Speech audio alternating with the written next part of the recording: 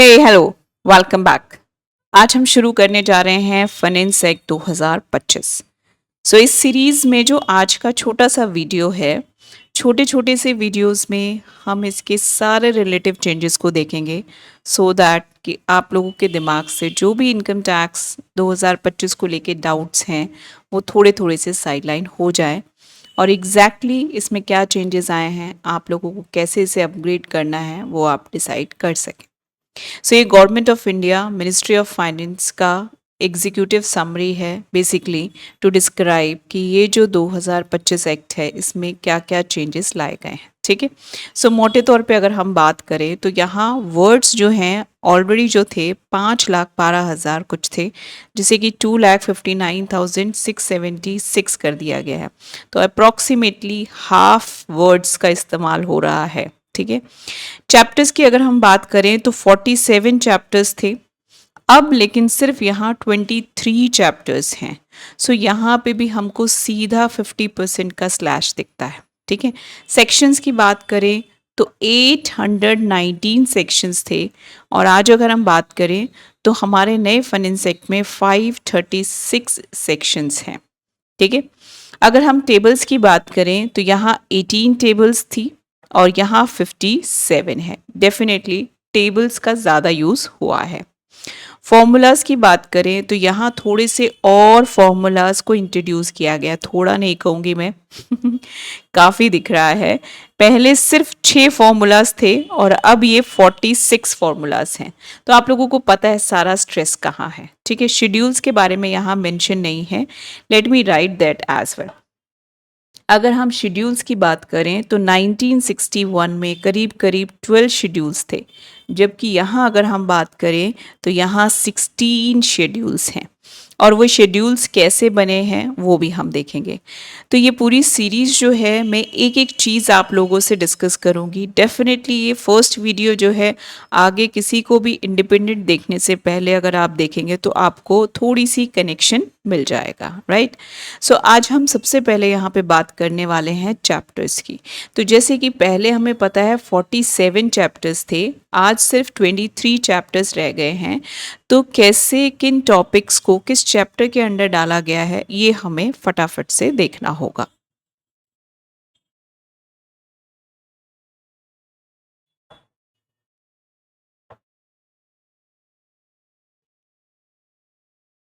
तो जैसे कि आप देख पा रहे हैं यहाँ पे मैं चैप्टर्स को रीड आउट कर देने वाली हूँ।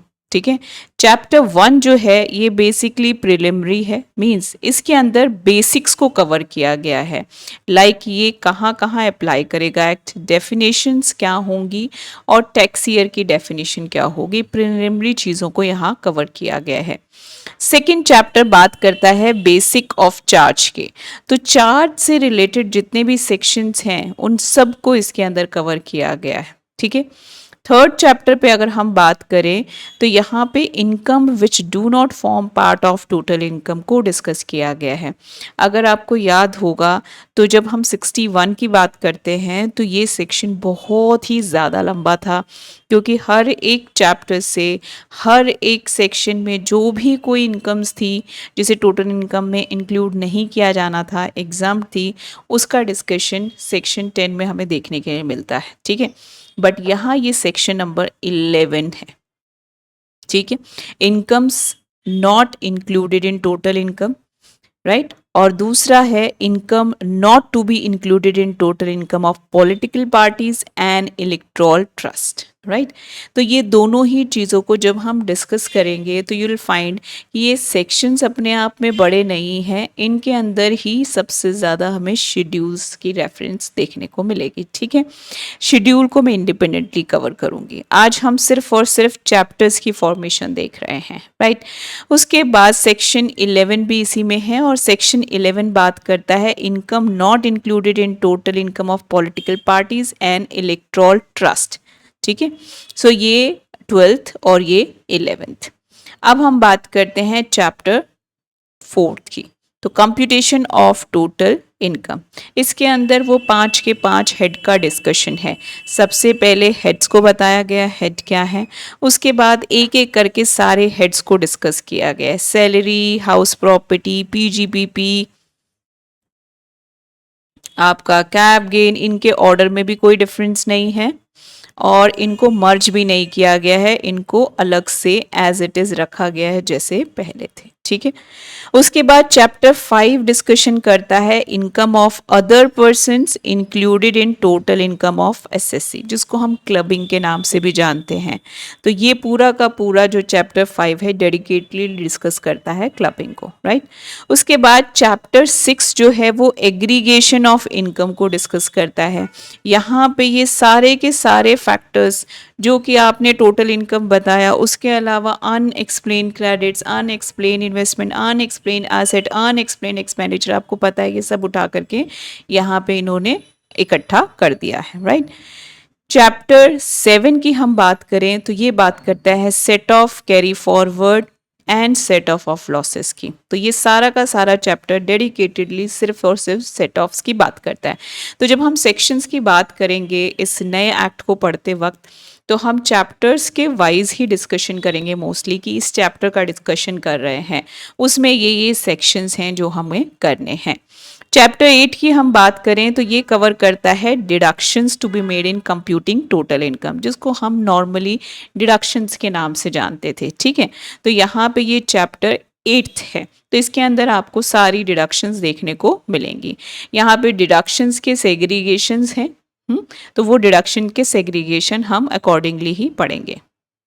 अब इसके बाद है चैप्टर 9 जो कि कवर करेगा रिबेट्स एंड रिलीफ्स को। तो जो भी रिबेट्स और रिलीफ्स थी उन सबको यहीं पे एक साथ असेंबल कर दिया गया है।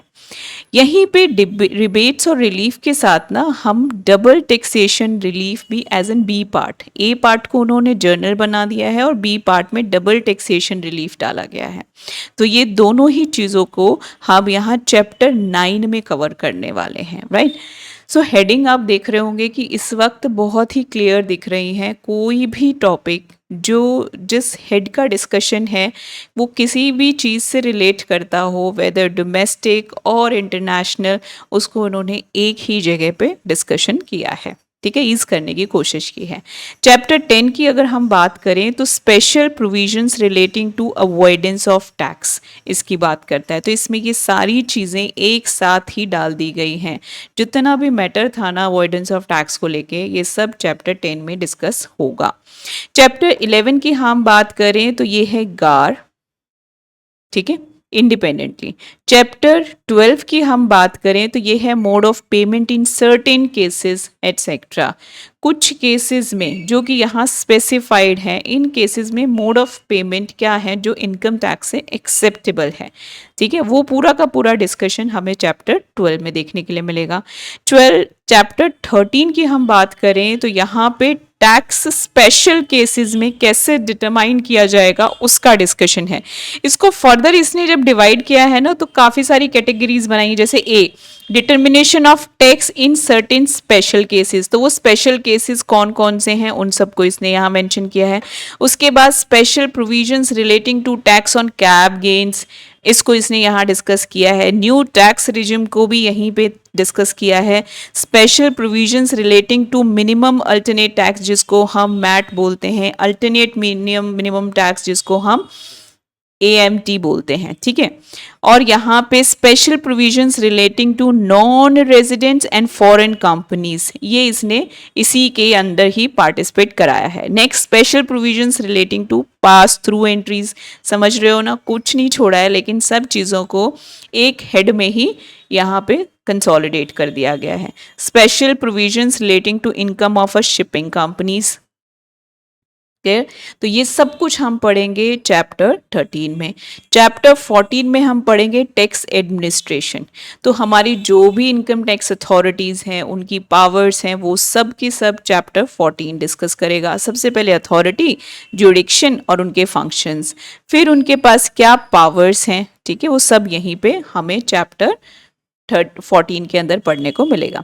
चैप्टर 15 की अगर हम बात करें तो ये रिटर्न ऑफ इनकम की बात करता है, जिसमें रिटर्न ऑफ इनकम फाइल करने से रिलेटेड जितने भी मैटर्स हैं वो सब आपको यही मिलेंगे। सबसे पहले तो पैन, राइट, उसके बाद फाइलिंग रिटर्न की, उसकी प्रोसेसिंग, उसके बाद यहाँ पे ही सब पार्ट करके सब कंप्लीट कर दिया। काफ़ी सारे बच्चे ऐसे सोच रहे होंगे बस इतना सा, ये तो बड़ा इंटरेस्टिंग है चैप्टर। अगर हम बात करें 15 तो यही सबसे इंटरेस्टिंग लग रहा है, कितना शॉर्ट एंड कंसाइज है। तो चैप्टर 16 की हम बात करें तो यहाँ पे बात करता है procedure for assessment. So procedure for assessment, जिसको हम असेसमेंट प्रोसीजर के नाम से जानते हैं, उसमें procedure for assessment A part, और उसके बाद बी पार्ट में हम देखते हैं special procedure for assessment of search cases. तो मतलब ऊपर वो विदाउट सर्च केसेस के बोल रहा है और यहाँ सर्च केसेस के बोल रहा है। ये दोनों का ही डिस्कशन हम इस चैप्टर में करेंगे, ठीक है। उसके बाद चैप्टर 17, चैप्टर 17 में यहाँ डिस्कशन है special provisions relating to certain persons. कौन कौन से? AOP, firm, HUF etcetera. तो यहाँ पे कैटेगराइजेशन है, जैसे लीगल रिप्रेजेंटेटिव, उसका डिस्कशन है कि इन लोगों के केसेस में लीगल रिप्रेजेंटेटिव्स क्या होंगे, रिप्रेजेंटेटिव असेसीज कौन होंगे, रिप्रेजेंटेटिव असेसी स्पेशल केस में क्या होंगे, association of person and body of individuals, इन लोगों का कैसे कंप्यूटेशन होगा, एग्जीक्यूटर कैसे कैसे काम करेगा, सक्सेशन टू बिजनेस और profession, partition, profit of non-resident from occasional shipping businesses, person leaving India। ठीक है, इन्होंने इसकी बहुत सारी बाइफ्रिकेशंस को एक एक करके यहाँ डील किया हुआ है। एसोसिएशन ऑफ पर्सन्स और body of individual artificial judicial person formed for a particular event और पर्पस। ठीक है, किसी एक इवेंट के लिए बनाया गया है। Person trying to alienate their assets, या डिसकंटिन्यूएशन हो रहा है बिजनेस का, या डिसोल्यूशन हो रहा है। प्राइवेट कंपनीज की बात है, असेसमेंट ऑफ फर्म्स की बात है। ये सबसे लंबा चैप्टर है। Change in constitution, succession, dissolution. कितने ऐसे लोग बच्चे हैं जो ये सोच रहे हैं कि मैम ये बस ये फाइनल के सिलेबस में ना रखें। रजिस्ट्रेशन, ठीक है। अब हम बात कर रहे हैं यहाँ पे बी पार्ट की, special provisions for registration registered non profit organisation. ठीक है, तो जो ए पार्ट था उसके अंदर 15 चीज़ों का डिस्कशन किया, बी पार्ट के अंदर इनसे रिलेटेड नॉन प्रॉफिट ऑर्गेनाइजेशन से रिलेटेड बात हो रही है। और इनके केस में सबसे पहले रजिस्ट्रेशन, फिर इनकम, कमर्शियल एक्टिविटीज़। यहाँ पे मैं सिर्फ ये कह सकती हूँ, मैंने जब इसे पर्सनली पढ़ना शुरू किया था तो यहाँ पे इन्होंने जो हेडिंग क्रिएट की है वो बहुत ही इंटरेस्टिंग है। और जितने भी आपके 1961 में आपने एक्ट पढ़ा है, बहुत डिटेल में पढ़ा ऑफ कोर्स, तो वो सारा का सारा आपको यहाँ देखने को मिल जाएगा। ऐसा कुछ भी नहीं है कि आपको लगेगा कि ये बिल्कुल ही कुछ नया है। वहाँ जो एक्सप्लेनेशंस थी या फिर वहाँ जो प्रोविजोस थे वो भी सिर्फ अभी इतना चेंज है कि वो आपको एज इन सेक्शन पार्ट नज़र आएंगे। अभी प्रोविजोस और एक्सप्लेनेशंस तो इसके आने के बाद जब दिक्कतें आएंगी तो कुछ नया यहाँ ऐड किया जाएगा। फिर है कंप्लायंसेस, फिर अगर वायलेशंस होते हैं उसको कैसे डील किया जाएगा, इंटरप्रिटेशन कैसे की जाएगी। ठीक है, ये सब चीज़ों को यहाँ डिस्कस किया जाएगा। चैप्टर अगर हम बात करें 18 की तो ये बात करता है appeals, revisions, alternate dispute resolutions की। तो सबसे पहले बात करेगा अपील्स की, फिर अपील टू अपीलेंट ट्रिब्यूनल, फिर appeal to high court, appeal to supreme court, उसके बाद जर्नल। ठीक है, बी पार्ट में ये स्पेशल प्रोविजंस हैं फॉर अवॉइडिंग रिपीटेटिव अपील्स। तो इस केस में यहाँ पे ये 2 प्रोसीजर्स कवर किए हैं। सी में revisions by the principal chief commissioner और चीफ कमिश्नर और प्रिंसिपल कमिश्नर और कमिश्नर, यहाँ पे भी 2 पार्ट्स हैं। अल्टरनेट डिस्प्यूट रेजोल्यूशन के अंदर फर्दर इन्होंने डिवाइड किया है, dispute resolution committee, advance ruling. ठीक है, ये सब यहाँ कवर होगा। ठीक है, चैप्टर 19 की अगर हम बात करें तो ये collection and recovery of tax को लेके हैं। तो पहले तो इन्होंने जर्नली मेंशन किया है क्या तरीका होगा, फिर deduction and collection at source, समझ गए होगे टीडीएस की बात हो रही है। ठीक है, तो ये भी हमारे लिए अगेन बहुत इंपॉर्टेंट होता है। तो यहाँ पे ये 19th चैप्टर है और सेक्शंस देख लो, हमें हमेशा 1-9 आदत है और यहाँ है 3-9-2, 3-9-3 एंड सो ऑन। ठीक है, उसके बाद advance payment of taxes, collection and recovery, interest chargeable in certain cases, levy of fee in certain cases. अब बात आती है चैप्टर 20। ये बात करता है प्योरली रिफंड्स को लेके, सारे के सारे एक एक पर्सन को लेकर के बिल्कुल क्लियरली डिफ्रेंशिएट करेगा। कन्फ्यूजन्स के चांसेस यहाँ काफ़ी कम है। ठीक है। उसके बाद करें चैप्टर 21 की बात, तो ये बात करता है पेनल्टीज की। तो जिस भी जहाँ जहाँ सेक्शंस में पेनल्टीज का डिस्कशन है वो सारा का सारा आपको यहाँ जॉटेड डाउन मिलेगा। हम लोग जब लेकिन पढ़ेंगे तो डेफिनेटली यहाँ से उठा के हम रेस्पेक्टिव चैप्टर में उसे लेके जाएंगे, सो दैट कि वहाँ पे एक बार के लिए आप समझ जाओ कैसे कैसे से डील करना है। बट इसकी एसोसिएशन पूरी की पूरी एक ही चैप्टर के अंदर, चैप्टर 21 के अंदर डिस्कस्ड है। क्लियर है? ये देखो कितनी सारी पेनल्टीज, राइट। उसके बाद है हमारे पास chapter 22 which talks about offences and prosecution. ठीक है, सो ये सारे के सारे ऑफेंसेस और फिर उसके केस में क्या प्रोसिक्यूशंस के प्रोविजंस होंगे वो सारे यहाँ लेड डाउन हैं। And this is your last chapter, that is 23 which talks about the miscellaneous things.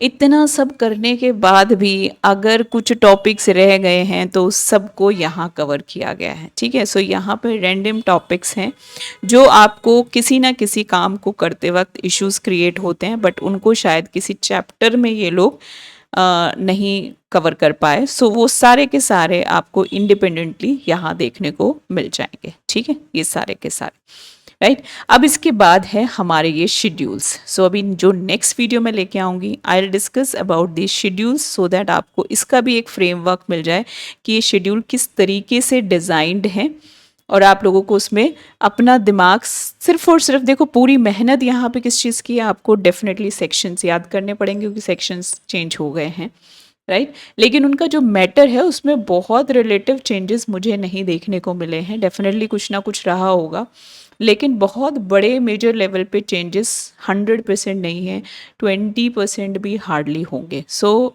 Panic की कोई सिचुएशन नहीं है। So will come up with the schedules in the next video. Thank you so much for listening. और अगर आप लोगों को ये अच्छा लगा है तो अपने फ्रेंड्स और अपने और स्टूडेंट्स के साथ इसे शेयर करो जो लोग भी इस वक्त पैनिक स्टेट में हैं कि ये नया एक्ट आया है, इसको कैसे पढ़ेंगे, कैसे करेंगे, क्या है। ठीक है, थैंक यू सो मच।